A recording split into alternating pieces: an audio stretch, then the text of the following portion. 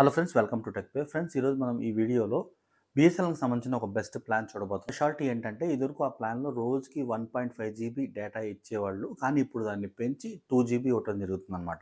So ఆ plan ఏంటి, పూర్తి వివరాలు మనం ఈ వీడియోలో చూడబోతున్నాం. వీడియో స్కిప్ చేయకుండా చూడదాకా చూడండి.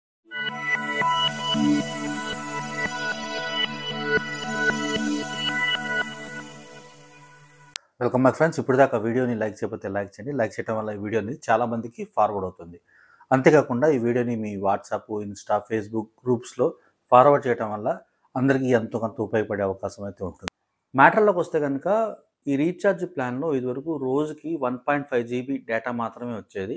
ఇప్పుడు దీన్ని మార్చి రోజుకి 1.5 జీబీ ప్లేస్లో 2 జీబీ రావడం జరుగుతుంది అనమాట. ఆ ప్లాన్ ఏంటంటే కనుక ₹485 పెట్టి మనం రీఛార్జ్ చేస్తే కనుక 80 రోజులు వ్యాలిడిటీ రావడంతో పాటు రోజుకి 100 ఎస్ఎంఎస్లు ప్లస్ మనకి రోజుకి 2 జీబీ డేటా చొప్పున రావడం జరుగుతుంది అనమాట. ఇదివరకు మనం రీఛార్జ్ చేసుకుంటే రోజుకి 1.5 జీబీ వచ్చేది. ఇప్పుడు దీన్ని పెంచి 2 జీబీ చేశారు. అంటే ఇదివరకుతో కంపేర్ చేసుకుంటే 40 జీబీ మనకి ఎక్స్ట్రా రావడం జరుగుతుంది అనమాట.